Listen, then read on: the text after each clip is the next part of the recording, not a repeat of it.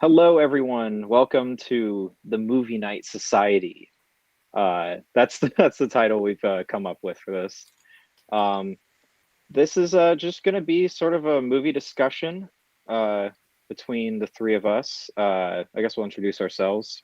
My name is Julian, and then you guys can introduce yourselves. It also will just say our names at the bottom, I think, so it's not that big a deal. But yeah, you want to introduce yourselves real quick?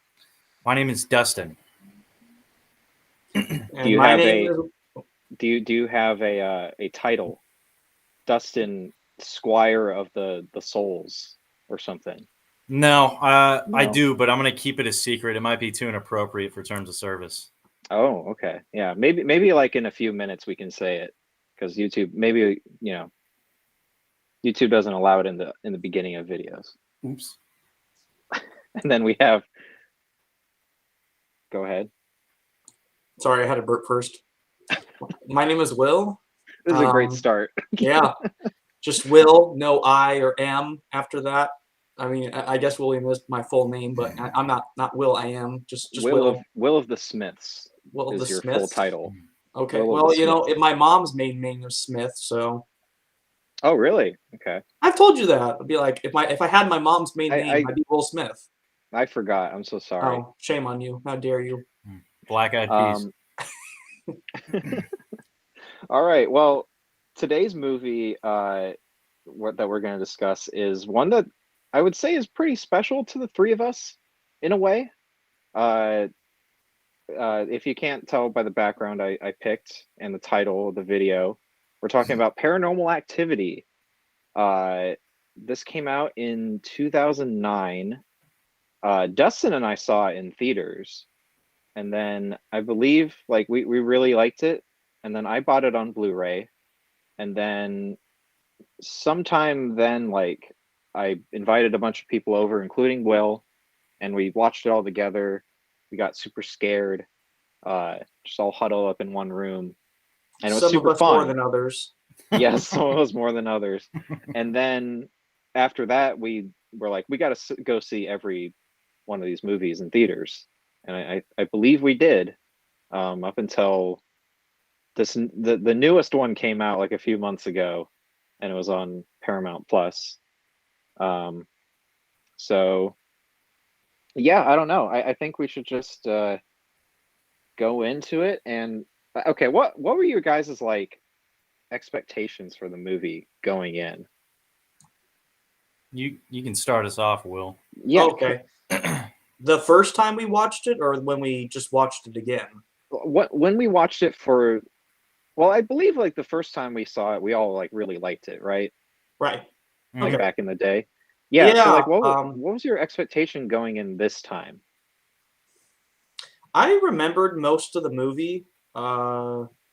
So I didn't. My expectations were, if I remember this as well as I do, I'll end up enjoying it because I think the first one's really solid. It's very well paced. I think it does a good job at making you care for and like the characters, since there's only really two characters. I know there's technically a third one, but they're barely in it. It's mainly about Katie and Mika. Uh, and I think they're both pretty likable, even though, of course, Mika's kind of like the boyfriend who doesn't take it seriously. It's all kind of a joke to him, but he still ends up being likable somehow. I don't know what it is, just the actor. So yeah, I found myself still liking the characters. The movie, like I said, is very well paced. I don't feel like anything's too slow. It's obviously going to be slow in the beginning to build up to later events that happen, but I think it does a good job at doing that. Yeah, it's definitely a slow burn type of movie. Yeah, I I'd was say that's the reading, halfway point, and then it really gets going. yeah, I was reading reviews like current and old that were pretty mixed, I would say. Like some people found it really boring, and some people found it really scary. Like Roger Ebert gave this movie like I think like 3.5 out of 4, um, which I was surprised at because usually he doesn't really like horror movies and stuff. Um, but yeah, Dustin, what did you think going in? Like, what were your expectations? Or Uh, they were low, but in a good way. but that's only because I've also seen it a dozen times. So it's not like I'm gonna put high expectations. Like I already know what's gonna happen.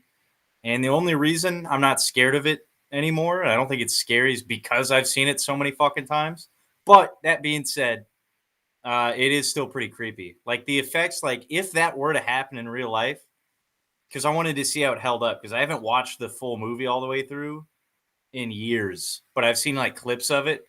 So I wanted to see maybe if it held up with time, and I guess it kind of did.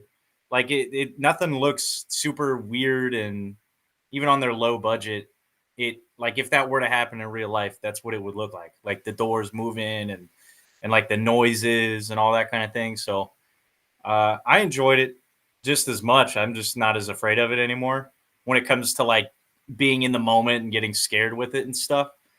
Just because I knew what was going to happen, but because of that, I had low expectations, but they were met. I like it. I still like the movie. Yeah, I went in with pretty like tempered expectations. I haven't seen this movie since I'd say like the Ghost Dimension, like the last one of the original kind of run came out, and that was like 2015 or so. I Oh wow. never like because every time like a new one would come out, I would kind of like rewatch the whole series, Mm. just on Blu-ray.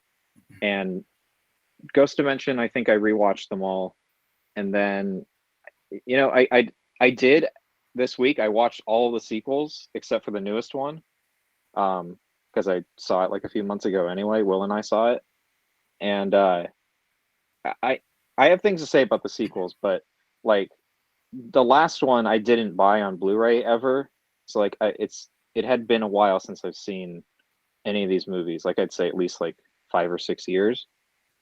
So I was like, maybe it'll be like a little more boring than I thought, or maybe it'll be like not as scary. Um, but man, I gotta say, I like really, really enjoyed the movie this time around. I think I actually liked it more than I did when it came out.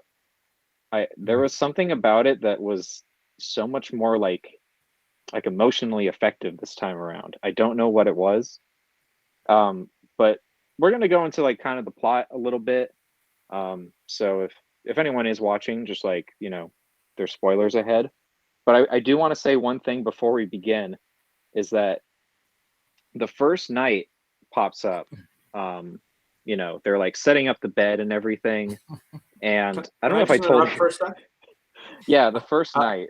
Uh, it was always fun seeing like the first night pop up in all these movies, seeing it with you guys, especially if we saw them with Dustin, because I'd yeah, always would want to sit next to Dustin and tell him, Dustin, it's Dude, night number one. That dude, was probably like my favorite part of seeing these movies. that's so scary, man.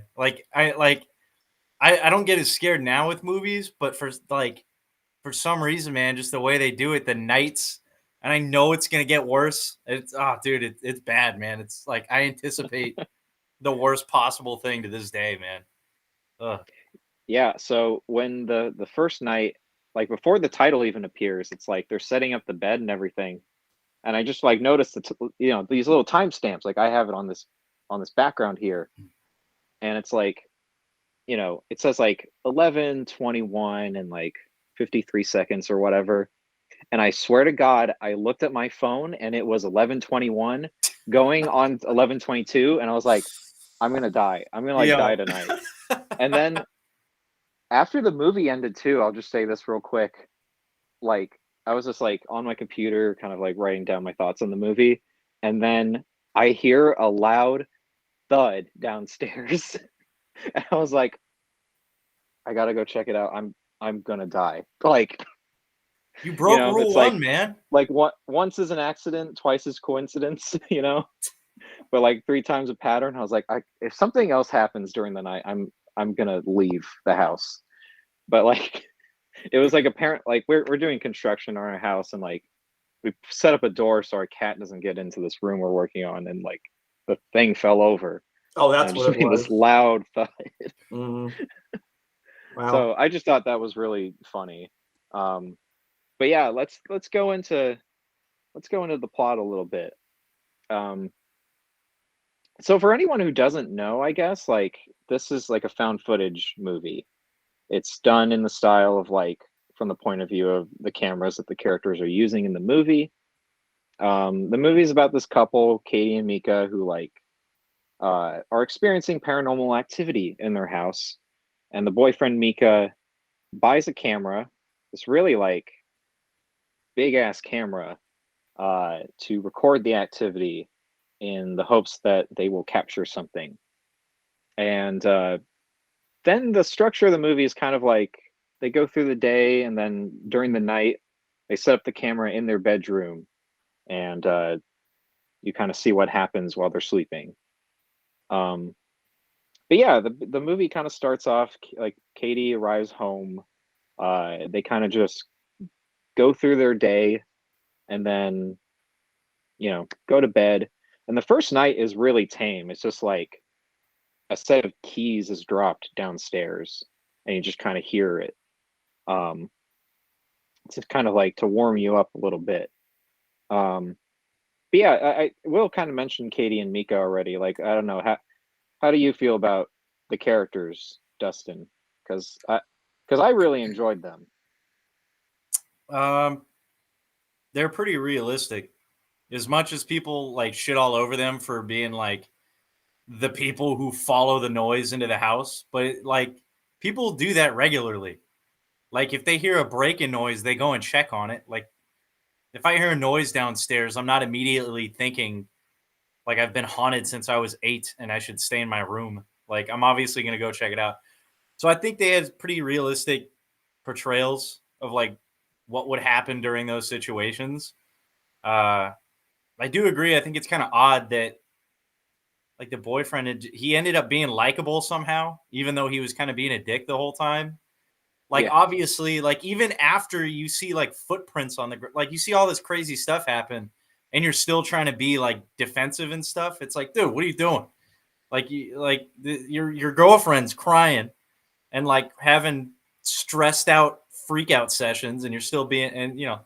So I think, I mean, if anything, that's a tribute to his acting, or at least the directing for him. But I like the yeah, characters. I liked how they acted, and I think as much as there's some annoying parts of them during the movie, I mean, it makes sense from all the stress they're under. So I can't really hate them for that because like that's how any normal person would feel and probably act around somebody. I don't know, but I liked them.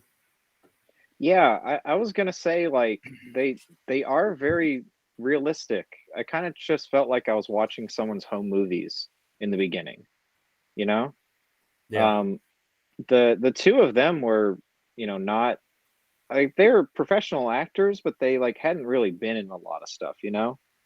Uh, yeah, we should say like this movie was originally independent. It was just made for like what, like $15,000 was the production budget, and then Paramount picked it up and they put a little more money into it and they reshot um, the ending. There's like three different endings to this movie, which we'll kind of go into a little bit. But yeah, it's kind of crazy to think about that because now it's like, oh, it has like six sequels and like it's it became like the most profitable movie ever made. I think like even more than Blair Witch Project. Just like crazy. Um, yeah.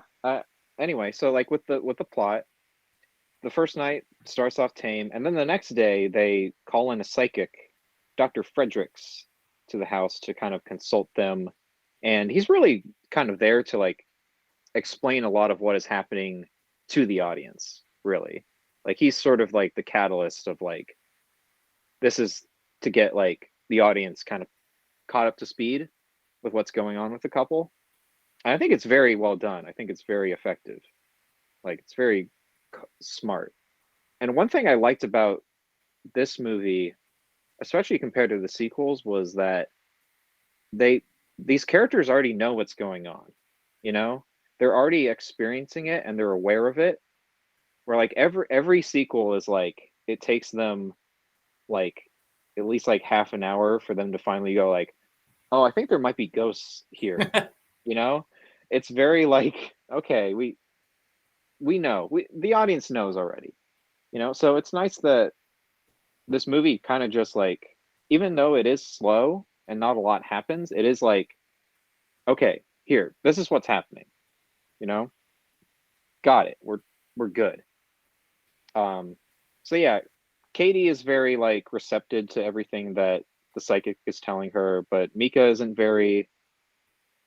I think like Mika definitely believes what's going on, but he doesn't take it seriously, and that's sort of like his downfall in a way. It's like he can't. He's like not on the same emotional level as Katie with this stuff, because Katie, we learned that she's like experienced this stuff since she was like 8 with her younger sister, and that this like might be some sort of demon that has laid dormant until now, and it's just starting, like this event is just starting to happen again for whatever reason. uh so yeah, Mika isn't very fond of him. uh and then we also learned that Katie's home was burned down in a fire when she was a child. um Another thing that the psychic brings up is that no matter where they go, this thing will still follow them, which I thought was, again, a very clever way to keep them in the house. Because every one of these ghost movies, it's like, why don't you just leave the house? And this one, it's like, oh, well, they can't. It'll just follow them. So it's nice that they establish things like that, like right away. Um, and then we kind of like skip night 2, and then it goes to night 3. And all that really happens is that the bedroom door kind of moves on its own back and forth. Uh, and another thing that's neat about this movie is that Mika always like kind of reviews the footage so that we get their reactions to what's happening. Uh, and then night 5, Katie wakes up from a nightmare after we kind of hear this like low rumble sound, which is one of the things I really like about this movie, is like the sound design is really good. I think it's just subtle enough, I feel. And then they hear a noise downstairs. Next day, Mika listens to the recording and hears a voice, and Mika kind of thinks that the spirit is trying to communicate with them, and he wants to get a Ouija board to communicate with the spirit, even though the psychic and everyone is telling him not to. What an idiot. Yeah. Mika promises not to buy a Ouija board to Katie. And then, interestingly, like I kind of forgot about this, it skips from night 5, and then the next night that we see is night 13. So like a whole like 8 days pass, like a whole week. Yeah, doesn't he mention almost, that like, oh, nothing's happened in a while Yeah. at one point in the movie? yeah, he like kind of yells, kind of like mockingly, is like trying to like antagonize this demon and say like, Yeah, he does oh, that nothing throughout the whole happened in a film. while. Yeah. Mika like doesn't, yeah, is not taking this stuff seriously yet. So he's like antagonizing this demon, saying like, you're bullshit. You can't do anything. And then this is where I think this is the first like really big thing that happens, I believe. Um, yeah, they go to bed, and then Katie kind of like wakes up, and she like from like a noise, she's like looking over and like what's, I hear something, and then Mika wakes up, and then we suddenly hear this like shriek, and then a crash, and then they go downstairs, and like the chandelier's moving, and this is about like half an hour into the movie. So I'll kind of stop the plot summary there for a bit. Like what do you guys think so far? That shit was scary, man. Yeah, the Yeah. beginning's pretty slow, but man, that that might be the scariest moment in the movie for me, because it was so unexpected at the time. Like I knew it was coming this time, obviously, but like the noise, like can you imagine being in bed just chilling, and then you hear like a demon scream and a bang? Dude, I'd shoot myself. It's over. Like you're like it's you're done, bro. Like at that point, like they kept going. Like that's crazy. And I like how it kind of like, even though the whole movie is kind of slow, that kind of like made it feel like it was speeding up just from one noise. I just thought that was kind of cool, because now you're sweating. I fucking was. But I don't know. I think the whole build up to the middle point and beyond is pretty good. I think the slow thing is fun too because it's like real life. I mean, if that were real, I guess you would assume that if you're being haunted by a demon, it wouldn't just be 120, 100% of the time, 24/7 stuff happening. It would just be every once in a while, and I think they do a good job showing that. So Yeah, yeah, it's kind of great that this takes place like 30 minutes in because now we're kind of like grounded with the movie. We kind of like are at their level, and yeah, this thing suddenly, like we hear like it's so audibly this shriek from the demon or whatever, and it's like, yeah, that part really gave me chills. Yeah, I think Dustin's Um, right where uh, not a lot really has like big things have happened yet. So you're not. I think if you go into this blind, I think I remember watching it for the first time, and I didn't expect to get from go to like 50 to 100, and that's kind of what it feels like because before then it's just kind of making some thumping noises, keys and stuff like that, and then you hear this terrifying and then a bang, and it's kind of like what Dustin said after that. It's kind of like anything goes now.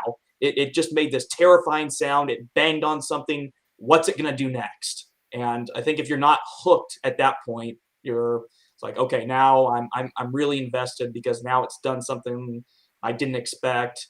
Because you think if it was to make an audible noise, it would start out maybe a little bit more quiet, and then not just go like full on bloody scream and then a bang or something like so. Yeah, it definitely shoots up the intensity right there. That's really where things start like they are really going, and I think it catches a lot of people off guard.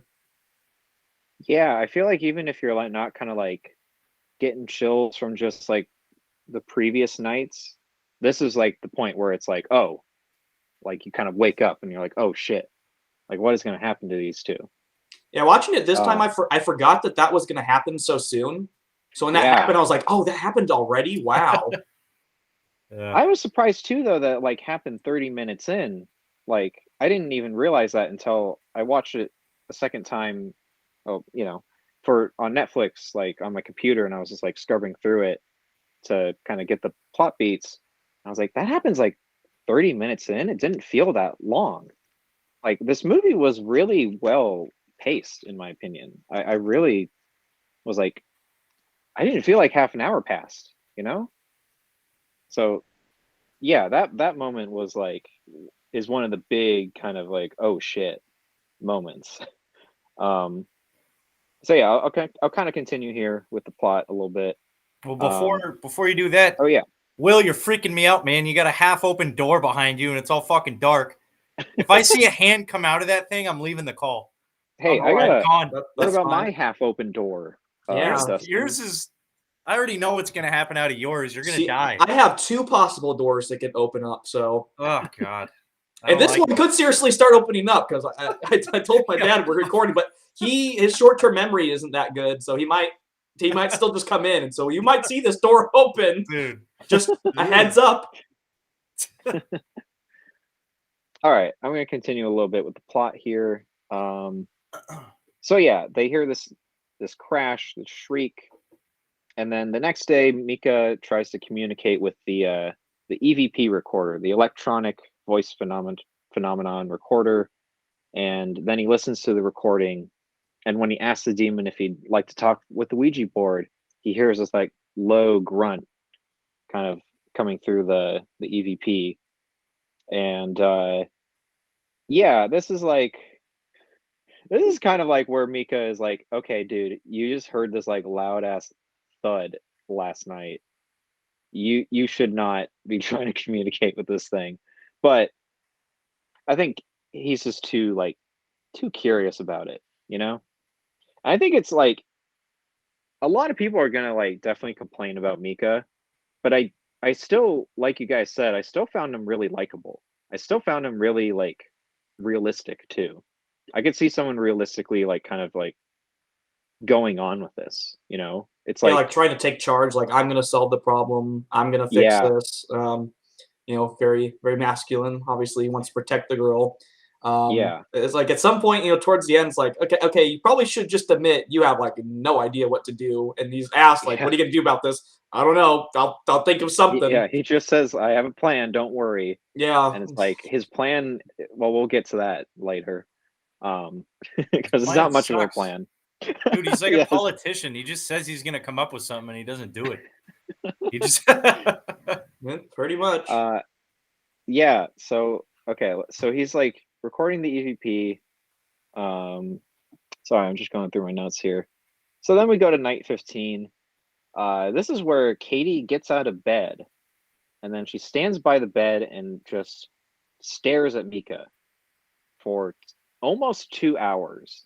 And then she walks downstairs, uh, and then later in the night, Mika has like kind of gotten the camera and is trying to find Katie in the house. And then he finds her outside, sitting on like a kind of a like swinging bench outside. And she seems like she's in like a trance. She doesn't seem like she's there. Um, and Micah, I keep saying Micah. Mika goes back inside to get some blankets for her because it's like cold out. It's like I think it's like October at this point. It's like September or October.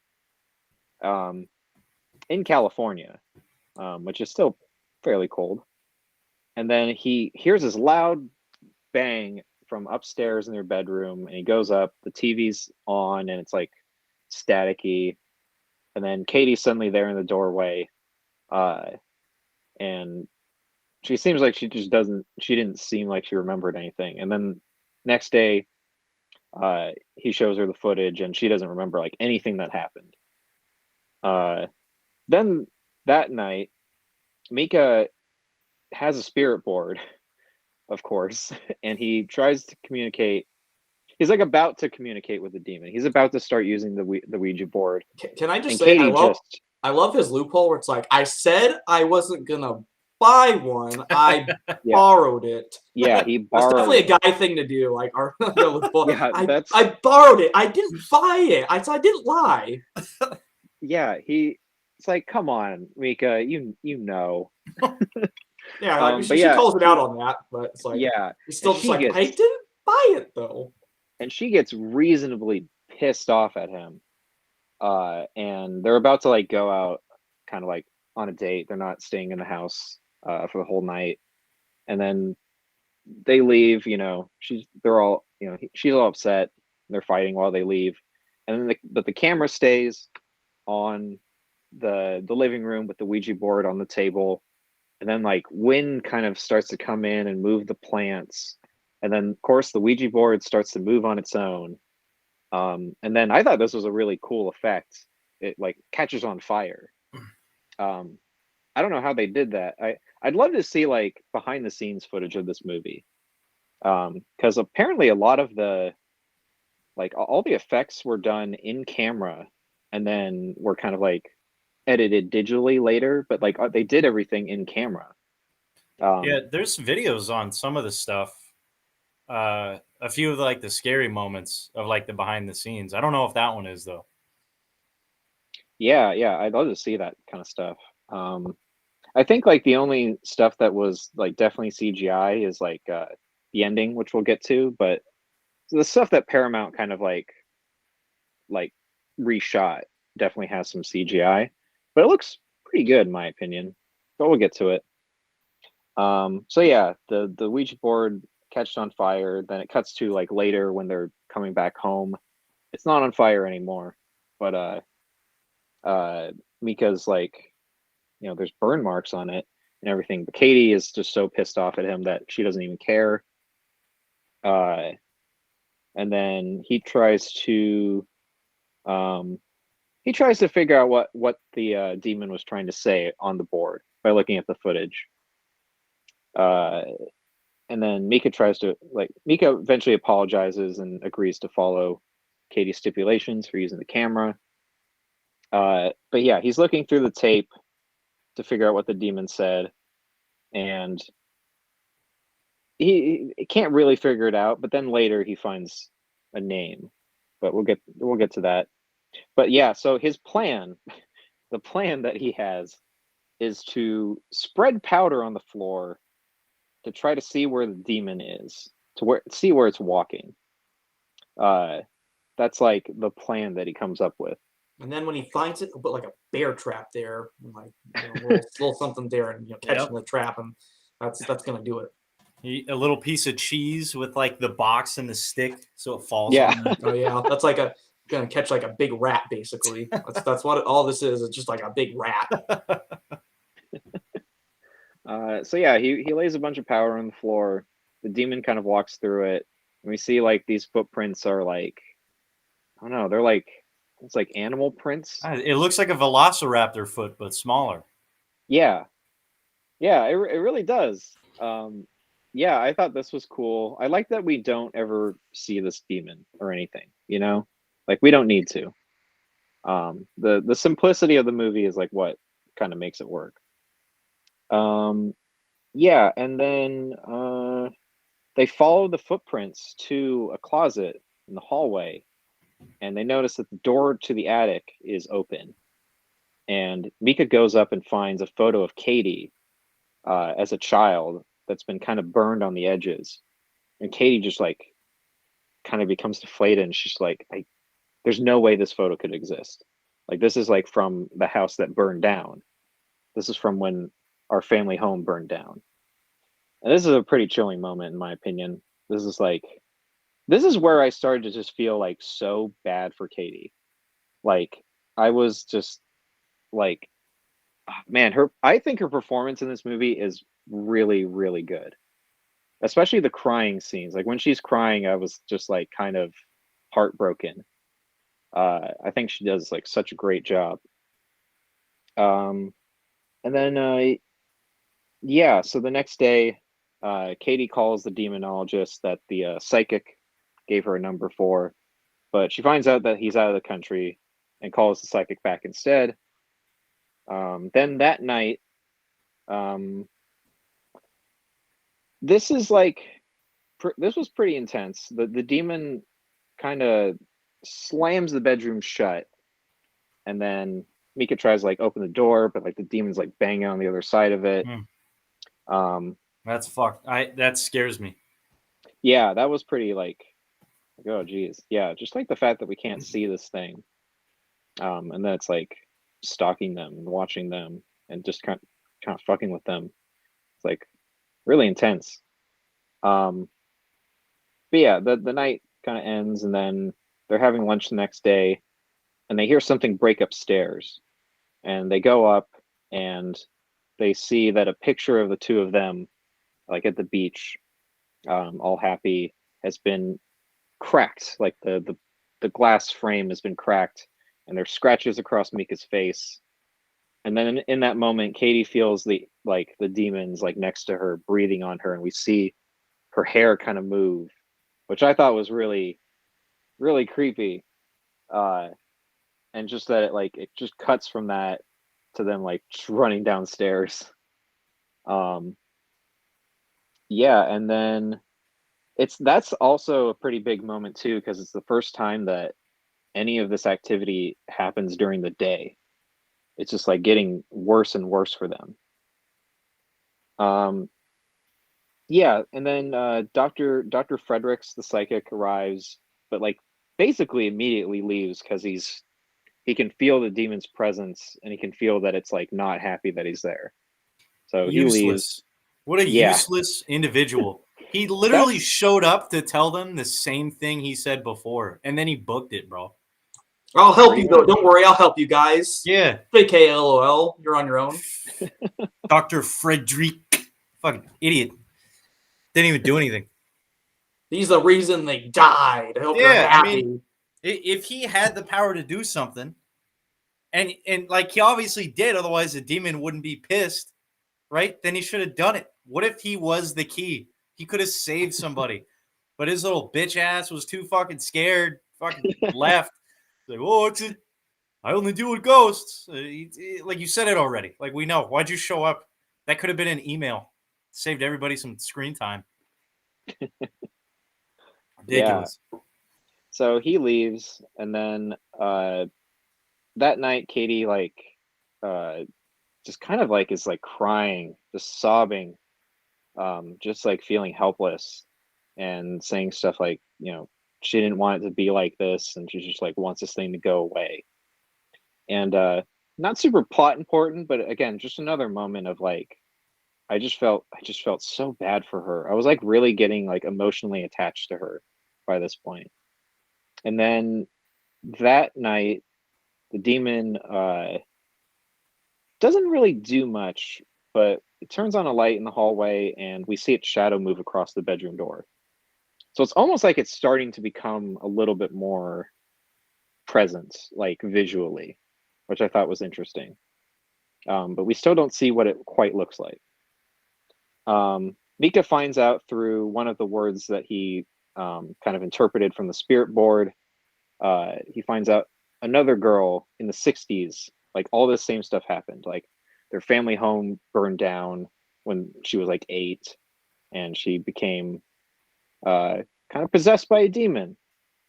And they show a video of her, and I'm not sure if this was something that they shot with like Paramount or not, but I thought this video looked pretty good. For like a low budget movie, this video looked pretty convincing to me. And then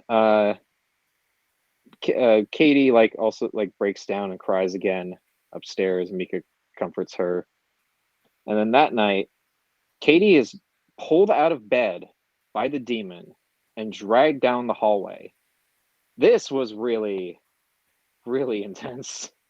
Especially again at this point, I was like yeah, we've had like 3 scenes of Katie just like either breaking down crying or just like totally, you know, just really affected by all this.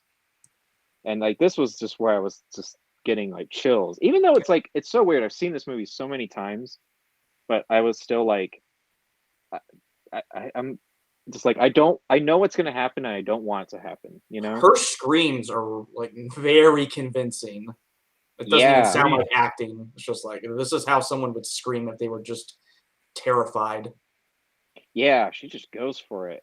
I think she's one of the best like scream queens, I Dude, would when say. she screamed at the fucking spider at the halfway point, Yeah, that was a good scream, and that was a bug. Like literally, that was a good like that was convincing.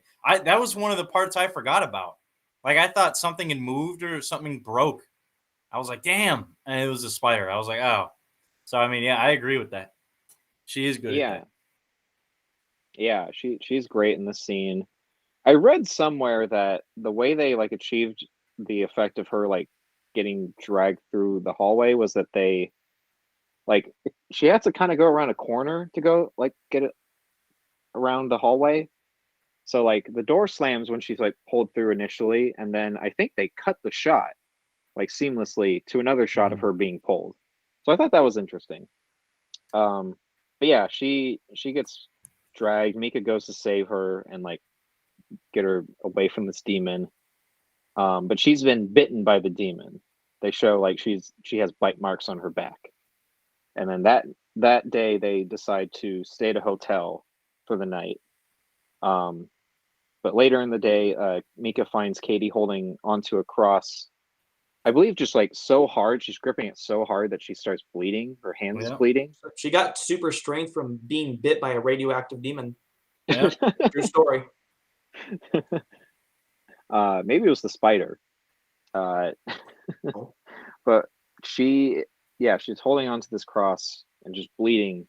And Mika takes it and throws it in the fire, which is a pretty bad omen. Uh, and yeah, Mika's like ready to leave. Katie's in bed. He tries to like get her out of bed to leave, but she suddenly doesn't want to leave. Um, and she wants to stay in the house. And I thought this was a great bit of acting from her. Where, like even before you hear her say, "I think we'll be okay now," and you can hear 2 voices from her. She's still Sketchy. like she already sounds like not herself. She sounds like almost like a robot in a way. Like she sounds more robotic and kind of like I don't know, dry. She doesn't sound alive. Um, I thought that was a really great Just moment of acting from her. And then I think there's like only two. Is there only 2 nights left? No, this is the final night. So this is the final night. I guess if you're if someone's watching and like you've gotten to this point, but you want to see this for yourself, go watch it. It's on Netflix at the moment. So the final night, Katie gets out of bed, stares at Mika for another 2 hours before going downstairs, just very slowly, just step by step, walking down the stairs. And then she starts screaming for Mika. And Mika rushes down to her. And then we hear Mika scream and I think fall to the floor and then just goes dead silent for a bit. And we hear her footsteps again, slowly, step by step, go up the stairs. We can't see anything through the doorway. It's too dark. And then suddenly Mika's body is thrown to the camera and knocks it over. And we see Katie standing in the doorway with blood on her shirt. And then she walks up to Mika's body and kind of crouches down next to it. And like she like starts like sniffing it like an animal. And then she looks at the camera, crawls towards it, and then kind of lunges at it. And her face looks a little bit demonic. And then we get a title card saying that Mika's body was discovered 3 days later and that Katie's whereabouts are unknown. And I really love this ending. I think it's great. Even though it was like not the original ending that they had shot for the movie, I think it worked really, really well. I think that final shot of Katie is really chilling. Yeah, I don't know what that's the movie. What do we kind of think overall? Real quick, Will, going back to what you said about getting super strength and superpowers, this ties into my ending theories about how stupid this woman was, right? Look, if I'm getting haunted, right, and trust me, this ties in. Let's say I'm in her shoes, right? Like all of a sudden I'm a woman and I'm crying all the time. I'm getting haunted. My house burned down when I was 8, right? The first thing I'm doing is obviously this demon is coming after me and it has powers. Like the first thing I'm doing is like, look, you can have my soul. Like just give me the ability to like teleport or fly or give me super strength. I'll kill all the humans you fucking want. Give me the fucking suit. I'll do it right now. If that fucking closet opens behind me and just like some dude comes out, I'm like, take my shit. I don't care if I only have 20 years left. I'm totally going the superpower route. You're Dustin telling me a is demon the can't Ghost give Rider us, like, confirmed. yeah, like minor super strength. Like at least I could be like an Olympian, retire early, be the next Phelps. All I got to do is like kill a few people. At that point, it's not even murder. You're dealing with demons. Like obviously our laws are incorrect, right? Like something's not up. Like shit has changed, man. The game is different. So So you the fact that basically she want to didn't think of be this, I'm pissed. you Also, basically want to be one of the midwives from the sequels. yes, I want to be a midwife. Exactly. And let me say this too. When he throws the cross, I don't know why. I don't think this is ever none of the characters it doesn't click for them in any of the movies, especially not this one. Or most other horror movies either. Bro, if you're getting haunted and you know it's a demon and you burn a cross, that's bad. That's bad news, man.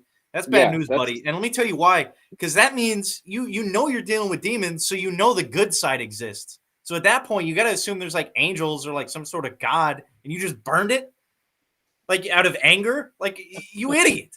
Like why would you do that? Like it doesn't make any sense. Yeah. Mika, constantly makes bad choices throughout All the the time. film. So Including the guitar that he bought and the song that he recorded himself playing. What a terrible! That was the worst decision in the whole movie. I think it was terrible. Either way, I'm very serious about that. Like they don't realize burning a cross is some bad juju.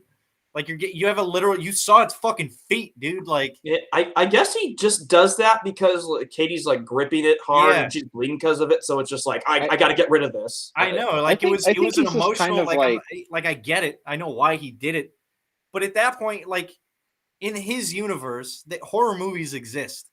So at some point in his head, like some sort of movie knowledge must have come into play, right? And that's one of the things that I would have like, dude, I'd have been like, where are the crosses at? Are they safe? Like, let's make sure we don't burn them, like, or something. Like, you think of that? I think I at don't this know. point he's just like so fed up with all this like supernatural shit. I think that's why he throws it in the That's probably why he fire. fucking died too. He doesn't take this stuff like, Seriously at all. to heart, He thought if he knew he was gonna die, I think he did, but his way of expressing it was different towards the end. Because if he knew he was gonna die, he probably would have taken it more seriously. I just think that he thought for some reason it was just gonna go away. Like I think he believed it, but he couldn't express it. He's just not that kind of person. That Yeah. I mean, in the beginning though, he really didn't take it seriously at all. He was just an asshole. But I don't know. Those are my thoughts on that. I love the movie. I think it's great. I'd watch it again. Yeah. Yeah, I do too. I was like, I was so surprised in a way because again, I knew this movie. I knew it so well. Every time like a scene would start, I was like, "Oh, this is what's going to happen," you know? Uh and yeah, I don't know. I still just felt like so much more emotionally kind of affected by the movie in a way. In the same way that I feel like The Exorcist and the Blair Witch Project kind of make me feel emotionally. Just like really grounding this thing in reality and making these people feel like they're real actual people.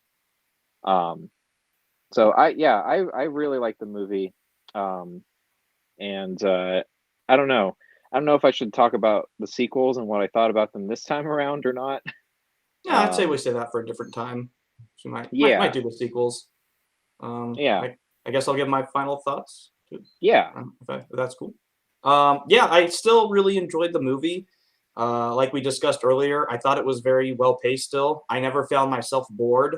Um, anyone can argue it has a slow start, but it's kind of like with the Blair Witch. It slow start does its service because it's building up, and then when it gets to the 30-minute mark, which didn't even feel like 30 minutes to me, kind of like what you said, Julian. It just the time in the movie goes by pretty quickly. It's not a long movie or anything, but it doesn't even feel its length. Isn't it only an hour and a half, something like Yeah, that. less than Give an or hour and a take. half. Yeah, it Um doesn't. I mean, it doesn't even feel that long. It really doesn't. So I think it's very good at keeping you engaged the whole time. It knows like when to go too far or when to not go too far. And it's also kind of like what Dustin said. I thought pretty much for the most part, like all the characters make fairly rational decisions. I think the only thing that I found kind of weird is I don't know why they waited so long to call the demonologist. Like even Katie at one point says like we should have done this like 2 weeks ago. It's like I know, why didn't you? yeah, I I, think I Mika says something about like kind of it would make it worse. Yeah, and I don't know why she believed him on that. I guess just you could argue she was just kind of hoping this would just go away. She wanted to Yeah. believe him or something. She just believed like, this will eventually go away like it did one time before. And, but she said if things got worse, she'd call and things kept getting worse. So I was like, why don't you just call? Um, but like other than that, it's kind of like what Julian said before. It made sense to stay in the house because they were told like this will follow you anywhere. So like everything else and all the like illogical things you could argue was because they were under so much stress and they're dealing with something that they have like no one has any clue to how to deal with. So it's like how do you tackle this issue? It's not like they could really ask anybody else what to do in this type of situation. They didn't have a whole lot of advice to go off of. So it's like I was pretty happy. I thought, like I said, that their decisions made pretty much a lot of sense given the situation that they were in. Save for maybe like a few things, but you know, uh, but I thought all the scares were pretty on point, pretty chilling, or it got you.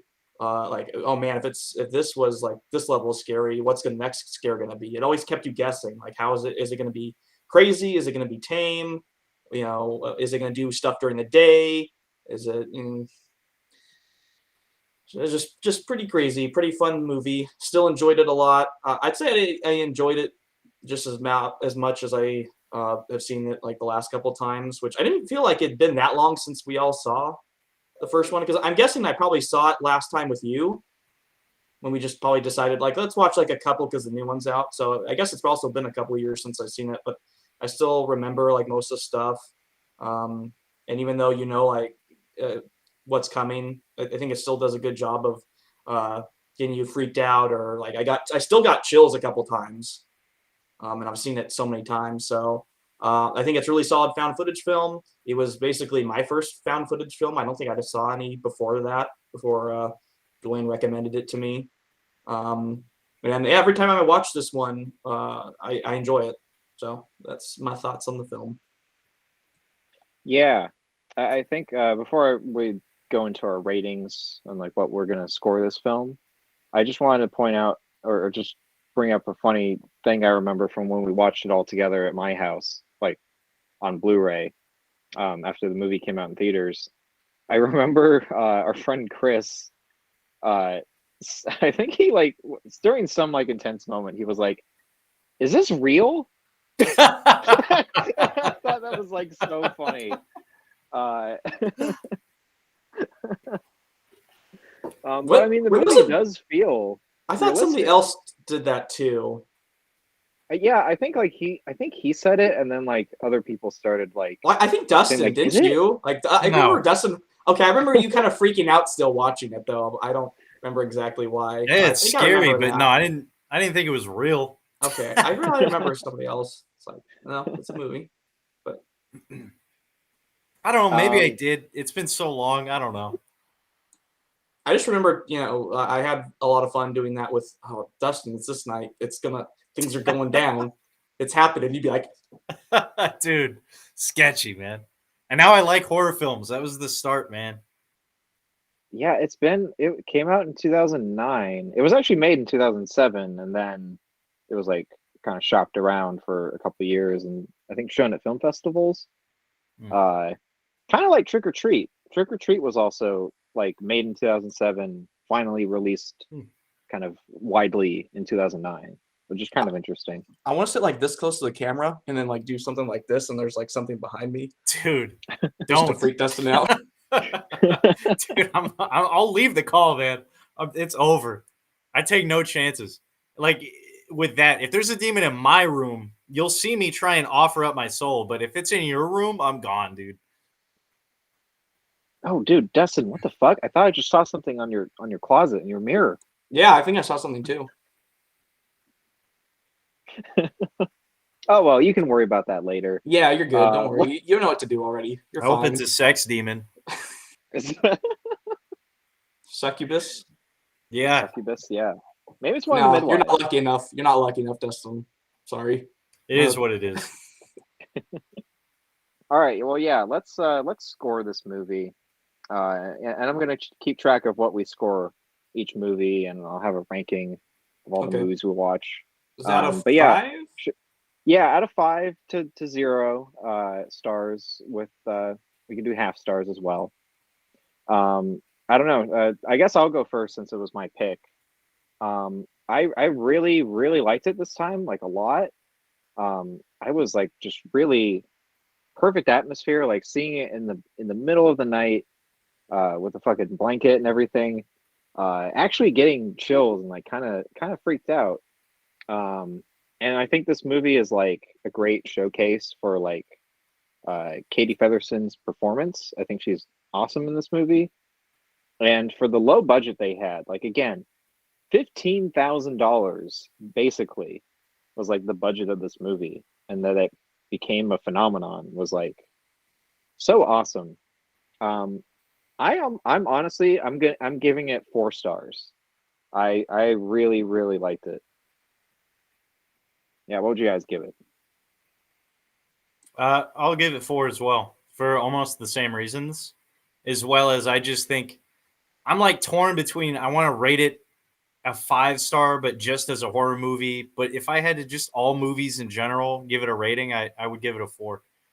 It's just enjoyable to watch. It's scary. I had good memories with it. Yeah, I think I was a little torn between like a 3.5 and a 4, but I think I would probably give it a 4 because I think what it does very well. It's very well paced, like I said. The characters, I think it does a good job of you actually caring about the characters, which at least with the horror movies I've seen, for the most part, I usually don't end up caring too much if they live or die. I know it sounds bad, but I really like Katie and Mika. Their acting just really sells it.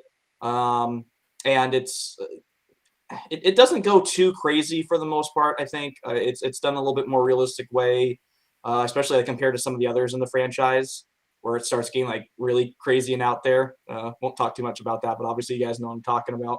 And it does what it does very well, and I don't get tired of watching it. I enjoy it every time. And I would definitely, if no one else has watched any found footage horror films, I'd say this would be a great place to start. Agreed. Yeah, I would say don't go in with the expectation that it's going to be like the scariest movie ever. Just kind of get sucked into the characters and the story and like the pacing of it. I think that's the stuff that I really appreciated on this watch.